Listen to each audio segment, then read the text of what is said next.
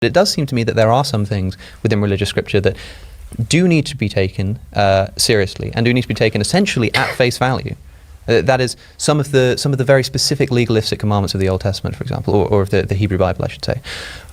These are not, when people list these and say that these are potentially morally problematic and may have done something towards hindering, for example, like I mentioned earlier, the abolition of slavery in the United States. Of course, there was a great deal of religious influence on both sides, which is something that I've already mentioned. But don't you think that this problem could have been solved a lot more easily if there had been a stronger religious tradition of opposition to the ownership of other human beings?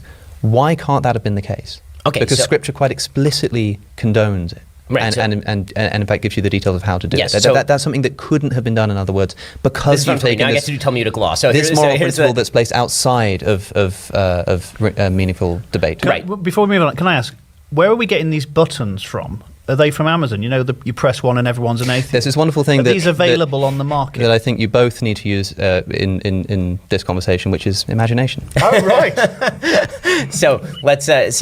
As far as why didn't the Bible prescribe the perfect world as I would see it, or as you might see it? And the answer is because two reasons. One, as stated right up top, I'm not God. I assume he has different logic than I do. Mm-hmm. Two, the Bible is in an inherently problematic position in the sense that, on the one hand, it's trying to divulge important truths for all time. At the same time, it's talking to a people of a particular time.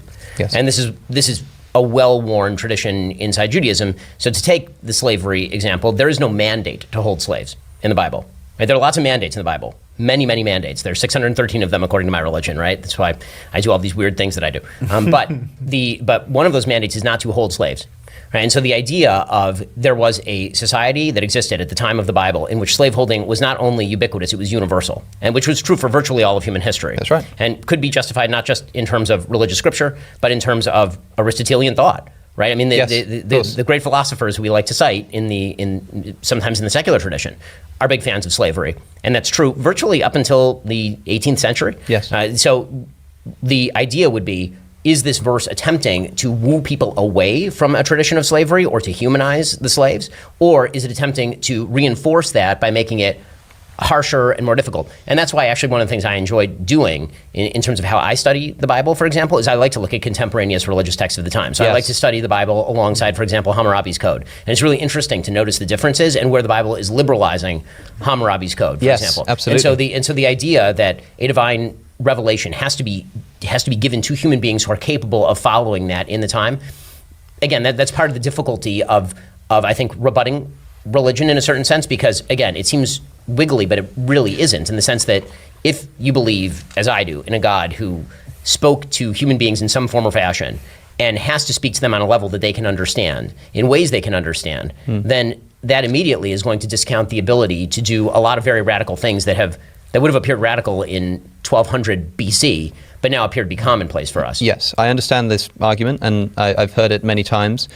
I must say that it seems strange to me that God does seem willing to completely and utterly condemn a bunch of other practices, including, by the way, imaginary crimes like witchcraft, just done away with entirely. And even if it is the case that God, for some reason, couldn't even hint at the idea that maybe eventually we should be moving towards the abolition of the idea of owning human beings as private property, he just has to condone it. But yes. I still think it's the case that he would not permit a flat immorality, and I think you would agree with that too. So Ben Shapiro says why God didn't prescribe the perfect world. Obviously because that God, that is the God of the Israelites, is not the God of every other tribe. Every other tribe has their own God, and God himself says, don't worship those gods, just worship me because I am a jealous God. How do we know there are many gods in the Old Testament? Because Elohim, which is plural for God, created the world. That's why God says, let us, speaking to someone else, let us make man in our image, in our likeness. So there are many gods in the Old Testament. That's why God says you should have no other God before me. Now, aside from that, we know there is no mandate to have slaves, right? But just like there's no mandate to get married, there's no mandate to have kids, you can still do it. So God actually in Exodus 21 tells you how to have your slaves. It actually tells you that you can sell your daughter. It tells you that you have a slave, make sure that you don't kill him, because if you whip him and you kill him, then you can be punished. But if you don't, everything will be just fine. Does God condone slavery? Let's look at this story. Abraham had a wife, and his wife is Sarah. Sarah had a slave, Hagar. Hagar had a kid with Abraham, and she ran away. Then an angel appeared to her and said, go back to your owner. So a slave who had escaped slavery was being pushed by one of the angels God to go back, which is funny because he says, I just saw God's face and I didn't die. Which first it said it was an angel, and then it says it was God. Kind of a contradiction there in the Bible. You said there's no mandate. But you will think that God's people, out of all people, will know that slavery was wrong. And so for you to make your laughable argument that other people were doing it, so, it wasn't that bad.